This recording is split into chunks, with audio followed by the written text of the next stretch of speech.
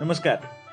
मराठी विभाग यशवंत महाविद्यालय नांदेड आणि कल्पक विद्यार्थी समूह यांच्या संयुक्त विद्यमाने आयोजित विद्यार्थ्यांसाठी साहित्य संकल्पनांचा परिचय करून देणाऱ्या या अभिनव उपक्रमात आपणा सर्वांचे मनपूर्वक स्वागत. गतवर्षी सुरू झालेल्या या उपक्रमाच्या आतापर्यंतच्या भागात आपण कविता, समीक्षा आणि कादंबरी या संकल्पनांचा परिचय करून घेतलेला आहे. आता आपणाला नाटक या साहित्य संकल्पनेचा परिचय करून घ्यायचा आहे आणि हा परिचय करून देणारे मान्यवर अभ्यासक आहेत डॉक्टर दुर्गेश रवंदे, मानवत. गुणवत्तापूर्ण शिक्षणासाठी नावाजल्या जाणाऱ्या KKM महाविद्यालय मानवत, जिल्हा परभणी येथे इंग्रजी विभागात कार्यरत असलेले विद्यार्थीप्रिय प्राध्यापक. नांदेड जिल्ह्यातील मुगट सारख्या लहानशा गावात त्यांचा जन्म झाला. शालेय शिक्षण गावातच, परंतु त्यांच्या व्यक्तिमत्वाला खरा आकार दिला तो यशवंत महाविद्यालयातील पदवी शिक्षणाने. परिणामी आपण यशवंत महाविद्यालयाचे प्रोडक्ट आहोत याचा त्यांना सार्थ अभिमान आहे. पदवीनंतर त्यांनी स्वामी रामानंद तीर्थ मराठवाडा विद्यापीठात इंग्रजी विषयात पदव्युत्तर शिक्षण घेतले. या काळात कौटुंबिक उदरनिर्वाहासाठी शिकवण्याही घेतल्या. तदनंतर श्री शारदा भवन एज्युकेशन सोसायटीच्या राजीव गांधी महाविद्यालय मुदखेड येथे काही काळ प्राध्यापक म्हणून नोकरी केली. पुढे इंग्रजी भाषा आणि साहित्याचे विद्वान प्राध्यापक डॉक्टर हरिहर कुलकर्णी यांच्या मार्गदर्शनाखाली त्यांनी PhD साठीचे संशोधन पूर्ण केले.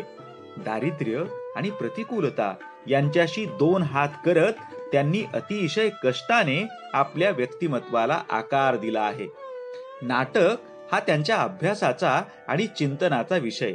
इंडियन इंग्लिश ड्रामा अ गायनोक्रिटिकल पर्स्पेक्टिव्ह हे त्यांचे पुस्तक अत्यंत प्रतिष्ठित अशा अटलांटिक पब्लिशिंग हाऊस नवी दिल्ली या प्रकाशन संस्थेकडून प्रकाशित झाले असून प्रस्तुत विषयाच्या चिंतनाचा विस्तार करणारे अनेक लेख महत्वपूर्ण अशा नियतकालिकात प्रकाशित झालेले आहेत.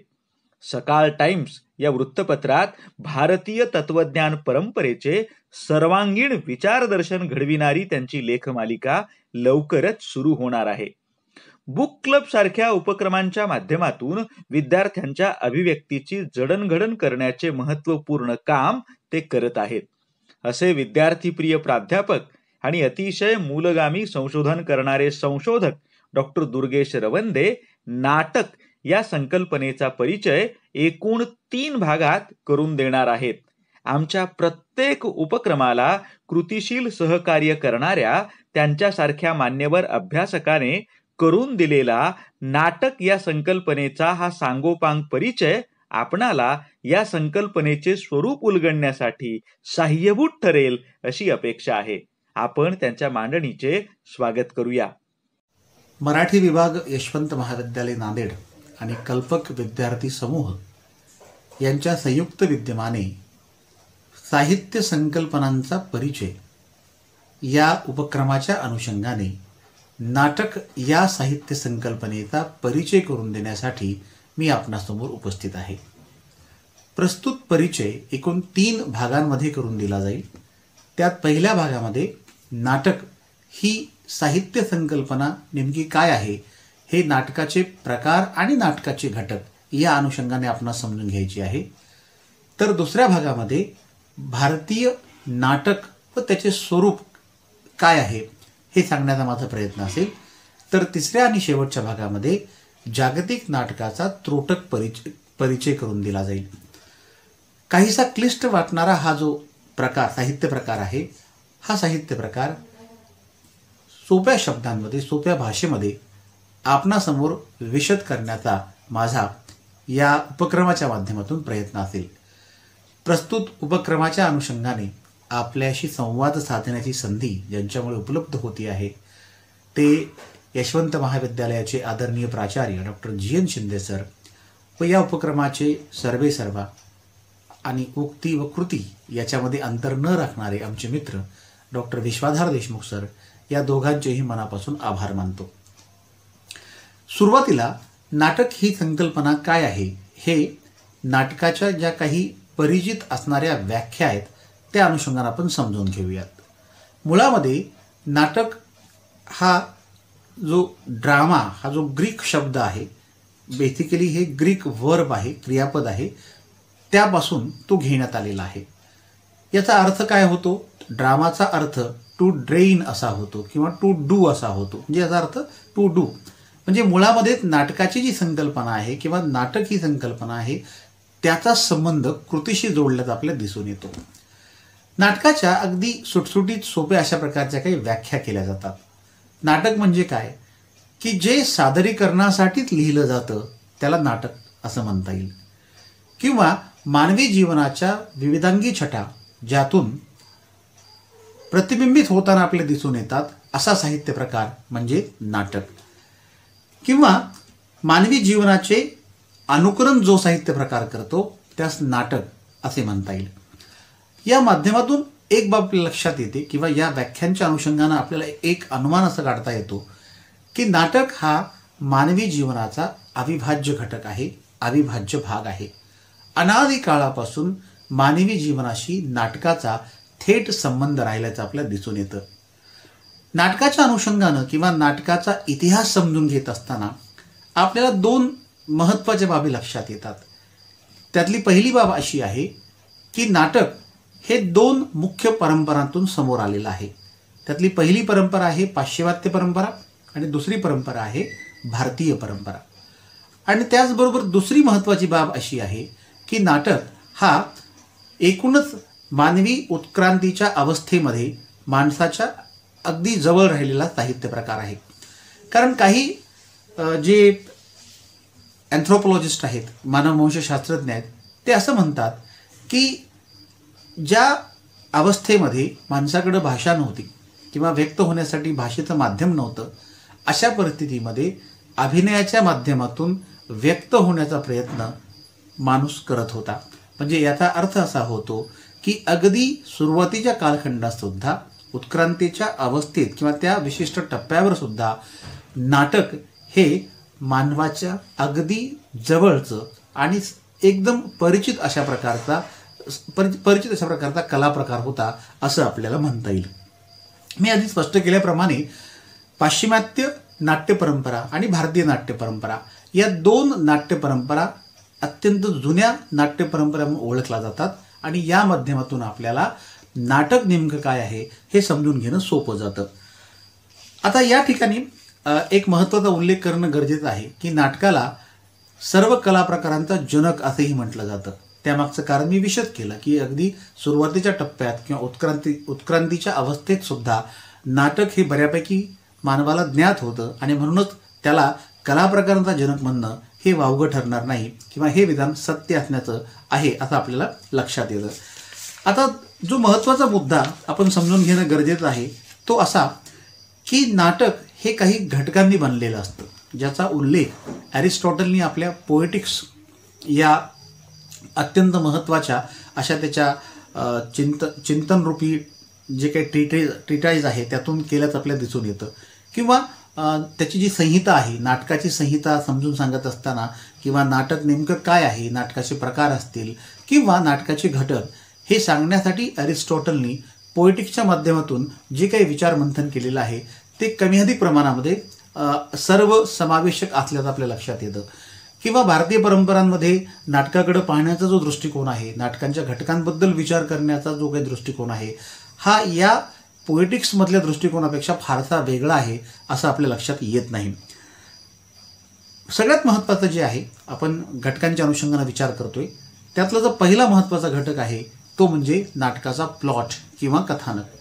मग नाटकाचं कथानक म्हणजे नेमकं काय, तर एकूणच ॲरिस्टॉटलनी पोएटिक्समध्ये जो विचार मांडलेला आहे तो असा आहे की नाटकाचं सारांश रूपामध्ये नाटक नेमकं काय आहे हे सांगणं, नाटकाबद्दल अगदी संक्षिप्त रूपामध्ये आपल्याला हे सांगणं की नाटकाचा नेमका विषय आणि आशय काय आहे. तर ही जी बाब आहे ही कथानकाच्या स्वरूपातून आपल्या समोर येत असते आणि म्हणून कथानक हे अत्यंत महत्त्वाचं आहे आणि तो नाट्यनिर्मितीमधला सगळ्यात महत्त्वाचा घटक आहे असं आपल्याला म्हणता येईल. त्यानंतरचा जो घटक आहे तो म्हणजे पात्र, म्हणजे ज्यांच्या माध्यमातून कथानक हे आपल्यासमोर व्यक्त होत असतं किंवा कथानक ज्या माध्यमातून आपल्यासमोर आणलं जातं ते ते म्हणजे काय तर पात्र किंवा कॅरेक्टर्स. आता नाटकाच्या कॅरेक्टर्सचा विचार करत असताना किंवा पात्राचा विचार करत असताना ॲरिस्टॉटल आपल्या पोएटिक्समध्ये असं नाही म्हणत की बाबा नाटकांमध्ये विशिष्ट प्रकारचीच पात्रं असली पाहिजेत किंवा विशिष्ट संख्येची पात्रं असली पाहिजेत. आणि हा मूलतः त्या नाटककाराचा अधिकार आहे की त्यांनी किती प्रकारची पात्रं नाटकामध्ये ठेवायला पाहिजेत किंवा ती किती असायला पाहिजेत, हा त्याचा अधिकार आहे, हे आपल्याला मान्य करावं लागतं. आणि म्हणून ज्यांच्या माध्यमातून कथानक हे आपणासमोर विशद होत असतं, आपणासमोर ते येत असतं, ती म्हणजे नाटकातील पात्र. त्यानंतर जो तिसरा महत्त्वाचा घटक आहे तो म्हणजे संघर्ष. संघर्षाशिवाय नाटकाचा विचार करणंच अशक्य आहे. आपण ज्याला कॉन्फ्लिक्ट असं म्हणतो, जर नाटकात कॉन्फ्लिक्ट जर नसेल मग तो संघर्ष कुठल्याही स्वरूपाचा असेल, राजकीय संघर्ष असेल किंवा आर्थिक संघर्ष असेल, सामाजिक संघर्ष असेल, सांस्कृतिक संघर्ष असेल, कुठल्या तरी संघर्षाच्या माध्यमातून नाटक हे व्यक्त होत असतं किंवा नाटकाच्या माध्यमातून ती अभिव्यक्ती आपल्यापर्यंत पोहोचत असते. आणि म्हणूनच संघर्ष हा नाटकाच्या निर्मितीमागचा महत्त्वाचा घटक आहे, हे आपल्या लक्षात येतं. त्यानंतर चौथा जो घटक आहे तो म्हणजे संवाद किंवा ज्याला आपण डायलॉग असं म्हणूयात. ज्या माध्यमातून नाटकाचा विषय आपल्यापर्यंत पोहोचतो ते संवाद. आता एखाद्या कादंबरीसाठी किंवा कथेसाठी संवादांचं महत्त्व कदाचित तितकंच जास्त नसेल जितकं जास्त महत्त्व नाटकाच्या बाबतीमध्ये आहे. कारण संवादाशिवाय आपण नाटकाचा विचारच करू शकणार नाहीत.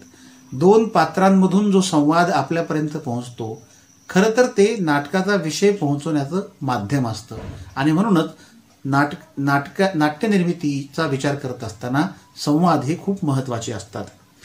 यानंतरचा जो घटक आहे तो म्हणजे नेपथ्य किंवा ज्याला आपण सेटिंग असं म्हणूयात. म्हणजे ज्या माध्यमातून नाटक आपणासमोर प्रत्यक्षामध्ये सादर होतं, दॅट इज सेटिंग किंवा ते म्हणजेच काय तर नाटकाचं नेपथ्य. अगदी सुरुवातीला म्हटल्याप्रमाणे की सादरीकरणाशिवाय आपण नाटकाचा विचारच नाही करू शकत. खरंच नाटक हा असा एक साहित्य प्रकार आहे किंवा कला प्रकार आहे ज्यात सादरीकरण हे केंद्रस्थानी आहे. आणि मग नेपथ्य, नेमकं नाटक कशा पद्धतीनं सादर होणार आहे ते आपणासमोर नेपथ्य हे मांडत असतं किंवा नेपथ्याच्या माध्यमातून ते आपणासमोर प्रगट करण्याचा प्रयत्न केला जातो. म्हणून कथानक, पात्र, संघर्ष आणि संवाद यांच्या बरोबरीने नेपथ्य हाही नाट्यनिर्मिती मागचा एक महत्त्वाचा घटक किंवा नाट्यनिर्मितीतला एक महत्त्वाचा घटक आहे, हे आपल्या लक्षात येतं. सहावा आणि शेवटचा जो घटक आहे तो म्हणजे प्रेक्षक किंवा स्पेक्टेटर. ॲरिस्टॉटल पोएटिक्समध्ये उल्लेखित करतो किंवा भरत मुनी यांनी आपल्या नाट्यशास्त्रात सुद्धा प्रेक्षकांचं काय महत्त्व आहे हे विशद केलेलं आहे. आणि प्रेक्षकांच्या उपस्थितीशिवाय नाटक हे परिपूर्ण होत नाही. नाटकाची परिपूर्णता ही प्रेक्षकांच्या उपस्थितीत आहे आणि तो पूर्णतः प्रेक्षकांचा अधिकार आहे. एखादी नाटक त्यांनी स्वीकारणं अथवा नाकारणं, एखाद्या नाटकाला त्यांनी यशस्वी म्हणणं किंवा अयशस्वी म्हणणं हा पूर्णतः नाटकाचा जो प्रेक्षक आहे त्याचा तो अधिकार आहे. आणि म्हणूनच जो फीडबॅक प्रेक्षकाकडून मिळतो त्यानुसार त्या नाटकाच्या यशा आणि अपयशाचं जे काही मेजरमेंट आहे हे आपल्याला निश्चित करता येतं. तर एकूण ह्या 6 घटकांच्या माध्यमातून आपल्याला नाट्यनिर्मितीची जी काही प्रक्रिया आहे ती समजून घेता येते. मग हे नाटक कुठल्याही स्वरूपाचं असेल किंवा हे नाटक भारतीय असेल किंवा पाश्चिमात्य असेल, कुठल्याही प्रकारच्या नाटकाच्या निर्मितीमागं या 6 महत्त्वाच्या घटकांचा अंतर्भाव असल्याचं आपल्या लक्षात येतं. यानंतर आपण नाटकाचे प्रकार समजून घेऊयात. परंतु नाटकाच्या प्रकाराकडे जाण्यापूर्वी जे घटक मी आपल्यासमोर विशद केले त्या अनुषंगाने एक महत्त्वाची बाब आपल्या लक्षात येते, ती अशी की drama is a composite art. म्हणजे नाटक हा एक सांघिक प्रकार आहे. It is just like A team work. म्हणजे अनेक घटकांनी एकत्रित येऊन आपापल्याला दिलेलं जे काम आहे ते व्यवस्थितपणे पार पाडणं हे नाटकाच्या यशस्वीतेसाठी किंवा नाटकाच्या निर्मितीसाठी अत्यंत महत्त्वाचं आहे, हे आपल्याला पहिल्यांदा स्वीकारावं लागतं. तर चला आता आपण नाटकाच्या प्रकाराकडे वळूयात आणि नाटकाचे प्रकार नेमके काय आहेत हे आपण समजून घेऊयात. नाटकाच्या प्रकाराच्या अनुषंगाने विचार करत असताना मी पुन्हा एकदा अरिस्टॉटलच्या पोएटिक्सचा उल्लेख करेल, कारण अरिस्टॉटलचं पोएटिक्स किंवा भारतीय परंपरांचा विचार करत असताना किंवा नाट्य परंपरेचा विचार करत असताना भरतमुनी यांचं नाट्यशास्त्र या दोन मूलभूत ग्रंथांनी आपल्याला नाटक समजून सांगण्याचा प्रयत्न केलेला आहे. नाटक नेमकं काय आहे हे अत्यंत व्यवस्थितपणे आपणासमोर मांडण्याचा प्रयत्न केलेला आहे. आणि म्हणूनच इथं सुद्धा अरिस्टॉटलच्या पोएटिक्सचा उल्लेख करणं क्रमप्राप्त ठरतं. पहिला जो घटक आहे किंवा प्रकार आहे नाटकाचा तो म्हणजे दुःखांतिका किंवा ट्रॅजेडी. दुःखांतिकेबद्दल किंवा ट्रॅजेडीबद्दल अरिस्टॉटल काय म्हणतो की it is an imitation of serious action in human life. याचा अर्थ असा होतो की मुळामध्ये दुःखांतिका ही महत्त्वाच्या घटनेवर आधारलेली असते किंवा मानवी जीवनातली अशी एखादी महत्त्वाची घटना की ज्यात एक विशेष महत्त्व आहे, ती घटना दुःखांतिकेच्या माध्यमातून अधोरेखित होत असते. खरं तर दुःखांतिका किंवा ट्रॅजेडीज यांनी एक मोठा कालखंड गाजवलेला आहे. अगदी प्राचीन काळातसुद्धा म्हणजे ग्रीक नाटककार जे होते किंवा पाश्चिमात्य नाटककार सोफोकल्स किंवा अरिस्टोफेन्ससारखे यांची नाटकं बहुचर्चित स्वरूपाची होती किंवा नाटकाच्या सुरुवातीच्या टप्प्यामध्ये सुरुवातीच्या कालखंडामध्ये ह्या ट्रॅजेडीज आपल्याला अधिक चांगल्या प्रकारे परिचित होत्या. आपण जेव्हा विलियम शेक्सपियरच्या नाटकांचा विचार करायला लागतो, खरं तर शेक्सपियरनी त्याच्या हयातीमध्ये 38 नाटकं लिहिली, परंतु ज्या नाटकांमुळं शेक्सपियर हा जगप्रसिद्ध झाला किंवा विलियम शेक्सपियरचं नाव जगात सर्वदूर पोहोचलं ते मूलतः त्याच्या 4 ट्रॅजेडीजमुळं. ह्या 4 ट्रॅजेडीज आपणास माहितीच असतील. त्या आहेत किंग लिअर, दुसरी ऑथेल्लो, त्यानंतर मॅकबेथ आणि चौथी हॅमलेट. या 4 ट्रॅजेडीजचा आपण जेव्हा विचार करायला लागतो तेव्हा शेक्सपियरची जी अमिट छाप आहे ती अमिट छाप उमटली आपल्या लक्षात येते आणि शेक्सपियर हा महान नाटककार का आहे हेही आपल्या लक्षात येतं. सांगण्याचा उद्देश असा आहे की ट्रॅजेडी हा अत्यंत लोकप्रिय असा नाट्यप्रकार राहिला आहे प्राचीन कालखंडापासून किंवा विलियम शेक्सपियरच्या कालखंडामध्ये, आणि त्यानंतरसुद्धा ट्रॅजेडीचा एक विशेष असा प्रेक्षक वर्ग राहिल्याचं आपल्याला दिसून येतं. आणि भारतीय नाट्य परंपरेचा विचार करत असताना सुद्धा आपल्याला ही बाब दिसून येते की दुःखांतिका किंवा ट्रॅजेडी याला लोकांनी किंवा प्रेक्षकांनी खूप मोठ्या प्रमाणात स्वीकारलेला आहे किंवा याकडे असणारा जो ओढा आहे तो खूपच जास्त असल्याचं आपल्याला दिसून येतं किंवा आपल्या लक्षात येतं. यानंतरचा दुसरा प्रकार आहे तो म्हणजे कॉमेडी किंवा सुखांतिका, ज्याला सेलिब्रेशन ऑफ लाईफ असं म्हटलं गेलं आहे. आणि मग हा कॉमेडी हा जो प्रकार आहे किंवा सुखांतिका हा जो प्रकार आहे हा प्रामुख्यानं संघर्ष, कोरस आणि त्याचबरोबर उत्सव किंवा सेलिब्रेशन या 3 घटकांवर आधारलेला आहे. आपल्याला या 3 घटकांचा एकत्रितपणे विचार करावा लागतो जेव्हा आपण एका सुखांतिकेबद्दल बोलत असतो किंवा एखादी सुखांतिका आपण समजून घ्यायचा प्रयत्न करतो. मी शेक्सपियरचा उल्लेख सुरुवातीला केला किंवा ट्रॅजेडी समजून घेत असताना विलियम शेक्सपियरचं नेमकं योगदान काय आहे हे आपणासमोर विशद केलं. आणि कॉमेडीच्या बाबतीतसुद्धा विलियम शेक्सपियरचं असणारं योगदान आपल्याला मान्य करावं लागतं. फक्त शेक्सपियरच नाही तर नंतरच्या काळातसुद्धा जे काही आपण ज्याला कॉमेडी ऑफ मॅनर्स वगैरे असं म्हणूयात, या दरम्यानच्या कालखंडातसुद्धा कॉमेडीचा असणारा प्रभाव आपल्याला दिसून येतो. ट्रॅजेडी आणि कॉमेडी यानंतर तिसरा जो नाट्यप्रकार आहे तो म्हणजे ट्रॅजी कॉमेडी. म्हणजे दोन्ही प्रकारच्या घटकांचं मिश्रण आपल्याला ज्या नाट्यप्रकारात पाहायला मिळतं त्याला आपण ट्रॅजी कॉमेडी असं म्हणूयात. म्हणजे ट्रॅजी कॉमेडी हा तर खरं तर मानवी जीवनाशी अत्यंत जवळ असणारा, निकट असणारा नाट्यप्रकार आहे. कारण मानवी आयुष्यसुद्धा संमिश्र स्वरूपाच्या घटनांनी भरलेलं असतं. ट्रॅजिक आणि कॉमिक अशा दोन्ही स्वरूपाच्या ज्या काही घटना आहेत किंवा प्रसंग आहेत हे प्रसंग मानवी आयुष्यात आपल्याला जागोजागी दिसून येतात. हा प्रकारसुद्धा एक लोकप्रिय प्रकार नाट्यप्रकार आहे. आणि सटायर ज्याला आपण विडंबन असं म्हणतो हा नाट्यप्रकार सुपरिचित आहे आणि हा ट्रॅजिक कॉमेडीचा भाग असल्याचं आपल्या लक्षात येतं. ट्रॅजेडी कॉमेडी आणि ट्रॅजिक कॉमेडीनंतर चौथा जो महत्त्वाचा नाट्य प्रकार आहे तो म्हणजे फोक फॉर्म. आता फोक फॉर्मचा आपण जेव्हा विचार करायला लागतो किंवा लोकनाट्य प्रकार जेव्हा आपण समजून घेत असतो तेव्हा आपल्या असं लक्षात येते की भारतीय लोकनाट्य प्रकार हे जास्तच परिचित आहेत किंवा ते फार प्रसिद्ध आहेत. आता मौखिक परंपरा लाभलेली आहे आपल्या देशाला लाभलेली आहे किंवा जगातल्या काही राष्ट्रांमध्ये ही मौखिक परंपरा निश्चितच होती.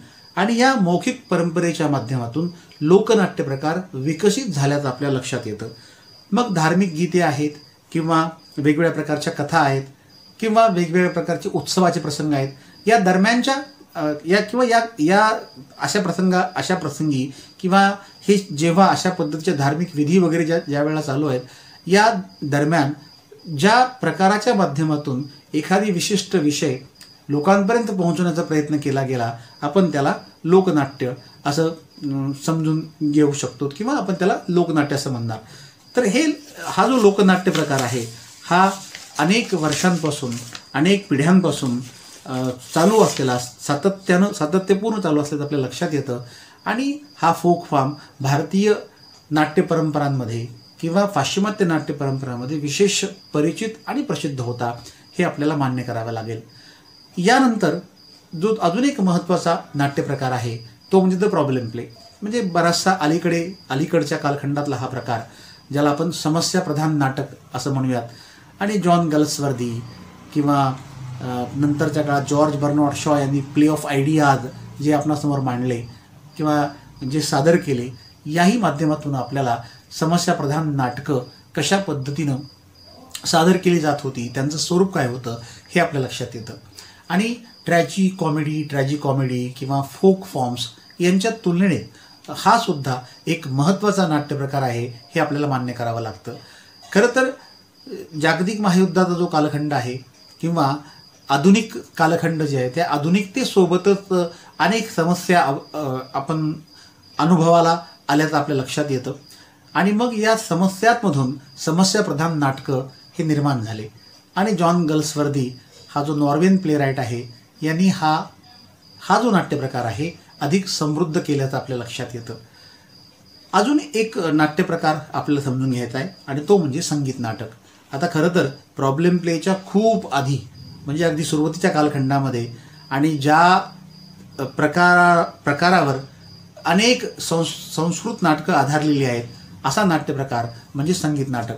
म्हणजे आपण जेव्हा भारतीय नाट्य परंपरा समजून घ्यायचा प्रयत्न करायला लागतो, तेव्हा आपल्या लक्षात येतं की एक असा कालखंड आहे की ज्या कालखंडामध्ये संगीत नाटक हे अत्यंत सुपरिचित होती किंवा ती लोकांना अधिक भावणारी होती. असे काही महत्त्वाचे नाट्यप्रकार मी आपणासमोर विशद करण्याचा प्रयत्न केला. म्हणजे एकूण नाटकाचे घटक आणि नाटकाचे प्रकार या अनुषंगानं नाटक ही साहित्य संकल्पना नेमकी काय आहे हे समजण्यास आपणास नक्कीच मदत झाली असेल असं मला वाटतं. खरं तर नाटक हा क्लिष्ट वाटणारा साहित्य प्रकार जरी असला तरी एकूणच नाटकाच्या ज्या विविधांगी छटा आहेत, ह्या आपल्या जीवनाशी, आपल्या जगण्याशी फारच अनुरूप असल्याचं आपल्या लक्षात येतं. आणि मला असं वाटतं की आपण नाटकाकडं अधिक सजगपणे आणि अधिक डोळसपणे पाहण्याचा प्रयत्न जर केला तर नाटकाची जी काही समृद्धी आहे किंवा नाटकाचं जी काही वेगळेपण आहे, हे नक्की आपल्या लक्षात येईल. तर आज आपण इथंच थांबूयात आणि पुढच्या भागात भारतीय नाटक नेमकं काय आहे हे समजून घ्यायचा प्रयत्न करूयात. धन्यवाद.